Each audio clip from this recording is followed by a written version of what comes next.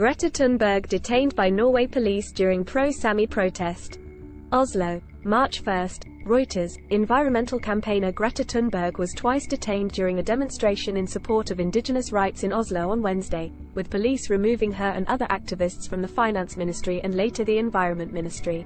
Thunberg had on Monday joined protesters demanding the removal of 151 wind turbines from reindeer pastures used by Sami herders in central Norway.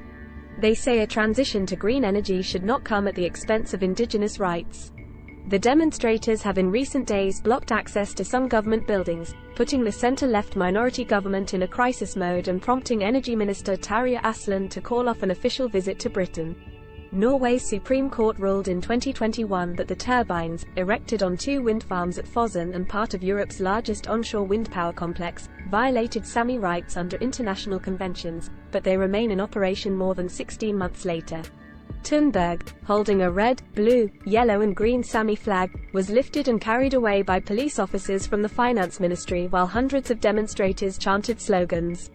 "We want to make it very clear that it is the Norwegian state that is committing the real crime here, for violating human rights," she told media minutes before she was removed.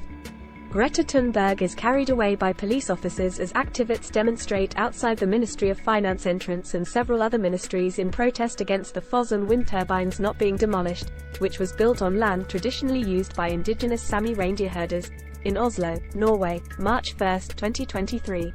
Thunberg and other demonstrators later blocked the entrance to the Climate and Environment Ministry and were again removed by police. The Swedish activist, for many a global standard-bearer of the campaign to end the world's reliance on carbon-based energy, was released along with other protesters who had also been detained.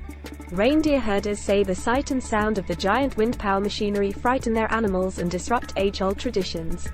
The president of Norway's Sami Parliament, an elected consultative body, will meet with the energy minister on Thursday and demand an apology before discussing a solution, she told media. "We need the government to clearly acknowledge that there is a violation of human rights, and then act accordingly and honor the matter with the seriousness it deserves," Silje Karim Matoka said.